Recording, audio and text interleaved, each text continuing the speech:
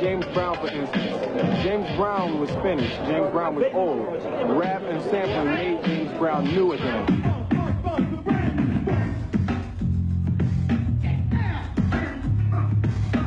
A brand new funk, a brand new funk.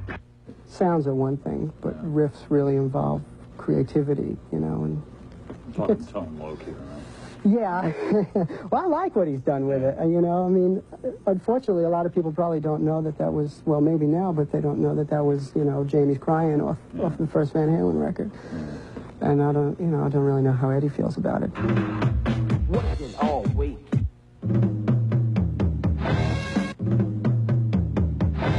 I think some rap records have done that, where they've sampled pieces of, like, what Van Halen and little riffs. I think that's wrong, because I think that's plagiarism. The fun of rap is to be able to take a Hall & Oates track or, you know, a Bee Gees tune and find something funky in it and then make it into something new. I mean, it's so easy to do that. Any kid in their basement can do that with a sampler, a, you know, $300 sampler nowadays. And it just doesn't seem quite fair, you know, because it really is stealing. But sampling isn't the sole province of rappers or teenage experimentalists anymore. Nowadays, even the stars are sampling.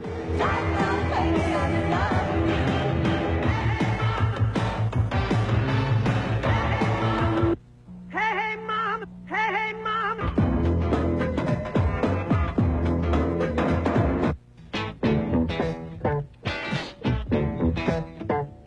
But why should anyone want to sample somebody else's sound? Is this just a case of artistic laziness, or is it a whole new kind of art? Where rappers like, well, they don't want to just settle for a band playing their music. They like to hear the original how it's coming off the record. Just because we like that piano sound maybe better than the sound we have in our presets or whatever. In the factory samples, right? It's got a nice ambience to it. For some rappers, it's the simple recognition factor inherent in a familiar sampled sound that most attracts them. The rappers feel that they're going to take any shortcut they can. Take something popular that's already been proven, it'll get hot on the streets and the radio will have to play it.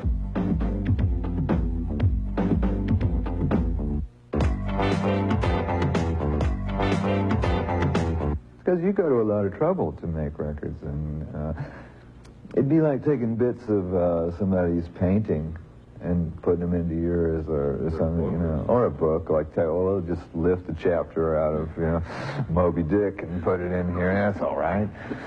It was only 4 paragraphs. There are clear-cut laws that protect print and film copyrights, but sampling is something new, and the law has yet to catch up with this powerful technology. It's there, and you can't legislate against it. It's like trying to legislate against refrigerators, you know. You can't really, everybody, once this technology is there, everybody will use it. But legal problems are beginning to crop up. Not all sampling is outright theft these days. Much of it is now cleared with the original performer and paid for, much the same way a guest artist on any other record might be. It may not cost you any more than using some of the people who made that first record. If you want Bob James to play, you know, it's going to cost you money, right? If you play him, he doesn't have to come in and you pay him. Maybe it's easier. Not paying a sampled performer can lead the sampler to court, which is where the Beastie Boys are right now because of their unauthorized sampling of Jimmy Castor's voice on his record Hey Leroy, which they used on a song called Hold It, Now Hit It. The Beasties contend that Castor's sample is just a spice in their song, not the meat of it.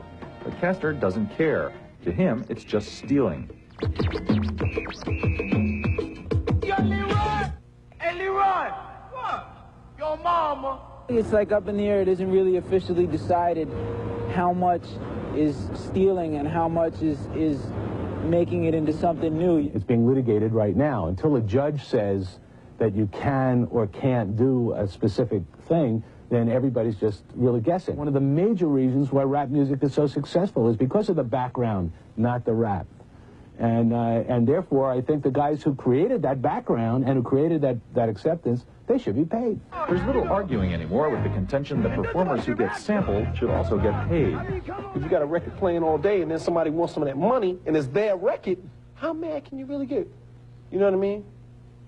What do you mean you stole my car out of my backyard and put a kid on it and is driving it around because I wasn't driving it? What do you mean by that? That's my car. I want money for it, regardless of how old it is. If you go and take that off a guy's record and put it on yours, I think you should make an arrangement that it's some kind of copyright infringement.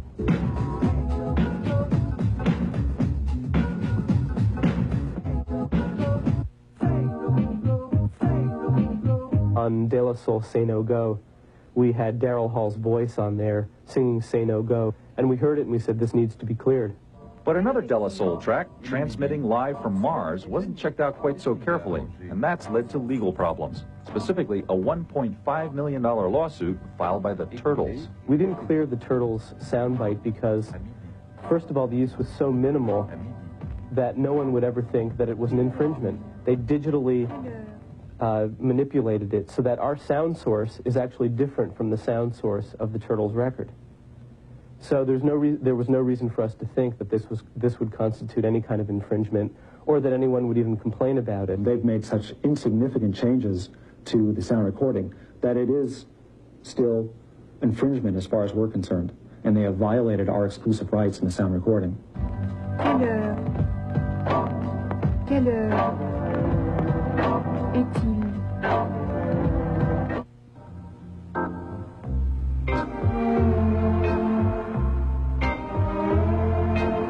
The borrowing of music to be used over and over again without it being paid for has to be established now. And if we can establish where that is drawing the line at, maybe that's what we're doing with this.